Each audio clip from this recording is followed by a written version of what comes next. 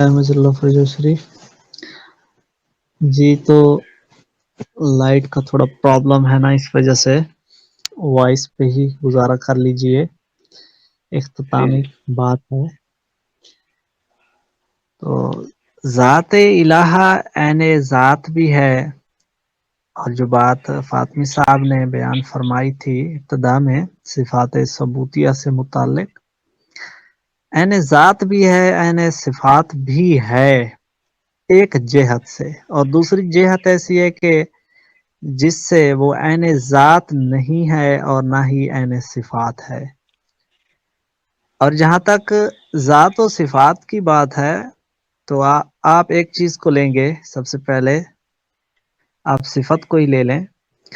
خدا کی جتنی بھی صفات ہیں وہ خود محمد و آل محمد ہیں، اور محمد و آل محمد کے اندر جو یہاں سے ظاہر ہوتی ہیں مخلوقات کے سامنے جو صفات، چاہے غصہ ہونا، چاہے رحم کرنا، دوسروں پر رحمت پیش کرنا، یہ ساری جتنی بھی صفات ہیں یہ ساری محمد والے محمد سے ظاہر ہوتی ہیں۔ اس لیے خدا نے اپنے حبیب محمد مصطفیٰ کو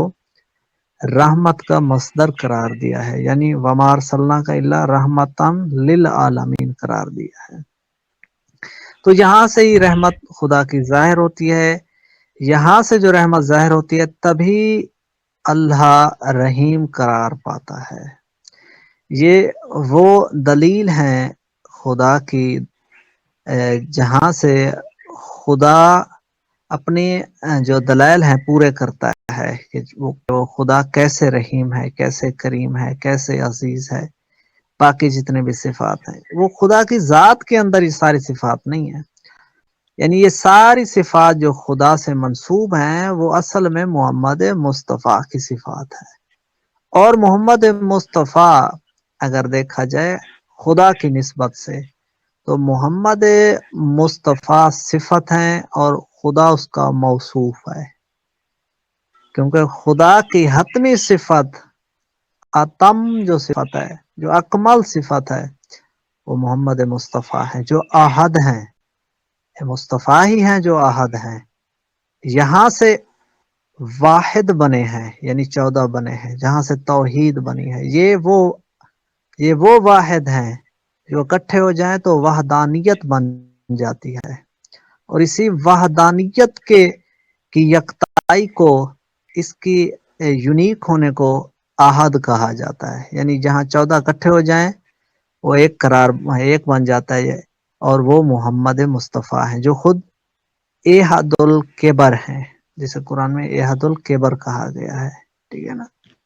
یہ وہ احد ہیں محمد مصطفیٰ، کیونکہ خدا کے لیے لفظ احد بھی استعمال نہیں ہو سکتا۔ یہ تمام صفات جو قرآن میں استعمال ہوئی ہیں وہ اصل میں محمد مصطفیٰ کی صفات ہیں، کیونکہ صفات اپنا ظہور رکھتی ہیں، صفات اپنے اندر کیفیات رکھتی ہیں، اور خدا یعنی اللہ کی اگر آپ بات کریں گے، اللہ کی ذات کے اندر یہ کیفیات نہیں پائی جاتی،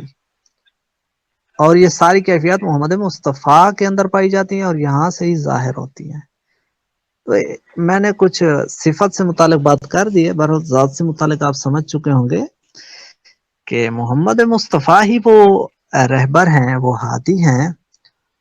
جنہیں قرآن نے انت منذر ولکل قوم ہاد قرار دیا ہے۔ ابھی محمد مصطفیٰ ہی منذر ہیں، انذار کرنے والے ہیں، یعنی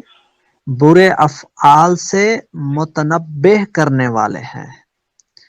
اچھا، اور یہ عالمین پر ڈیوٹی محمد مصطفیٰ کی ہے، وَلِكُلِّ قَوْمٍ ہاد،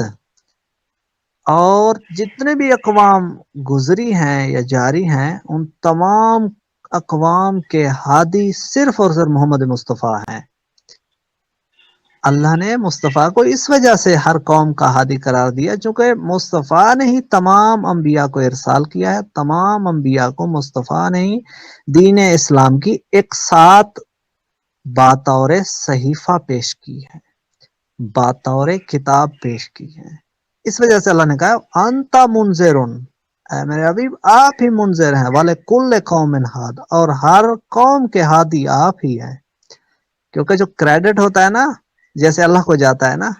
کام تو انبیاء نے کیا ہے، ہدایات تو انبیاء نے دی ہے نا، کریڈٹ اللہ کی طرف جاتا ہے کہ اللہ ان اللہ یہدی، اللہ ہدایت دیتا ہے۔ ظاہراً تربیت کرنے والے، ربوبیت کرنے والے انبیاء ہیں، لیکن یہ کریڈٹ اللہ کو جاتا ہے، گویا کہ اصل میں جیسے مصطفیٰ ہماری کو نیت جاتا ہوتی ہے، جیسے ہماری ہے۔ نیت ہے کہ اللہ کہتا ہے کہ میں تمہارے بالکل قریب، اشارے سے زیادہ قریب رہتا ہوں، لیکن ہم جو بھی ہاں عمل کرتے ہیں وہ قرب کے لیے ہی کرتے ہیں، جی جی قربتاً الی اللہ۔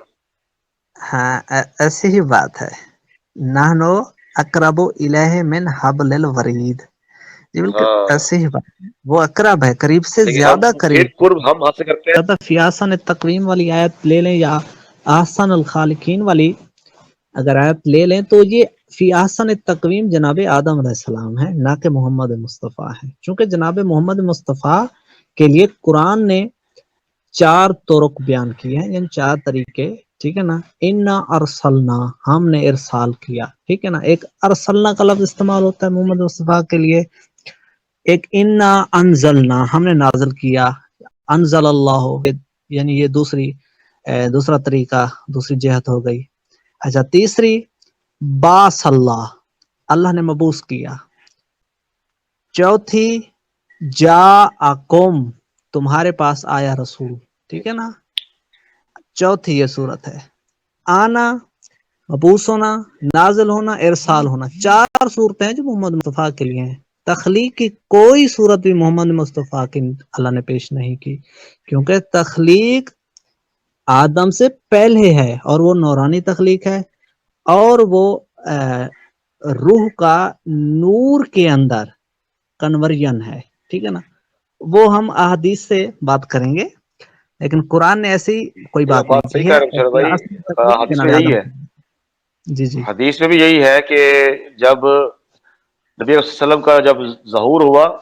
تو ان کی والدہ پہ غشی طاری ہو گئی، اور وہ ویسے ہی ماحول ہوا جیسا کہ حضرت امام حسن علیہ السلام کی نا زوجہ ستو، یعنی امام زمانہ کی جیسی والدہ کا لکھا ہے نا تاریخ میں جی کہ اندھیرا ہو گیا اور پھر وہ سو گئی، جب اٹھی تو وہ امام زمانہ صلی اللہ علیہ وسلم سجدے میں تھے اور گواہی دے رہے تھے، تو ایسے ہی بار میں لکھا ہوا ہے جناب رسول خدا صلی اللہ علیہ وسلم کا، اور ان کو ناف بریدہ تو سب مانتے ہیں، جو ناف جی بریدہ ہوتا ہے تو وہ ظاہری بات ہے اس کا ظہور ہے، اس کی پیدائش ہے، جی یہ وہ تو معاملات بنتے ہی نہیں ہے۔ بالکل، اس پر ضرور بات کریں گے، جناب چلے آدم کل سے ہم لے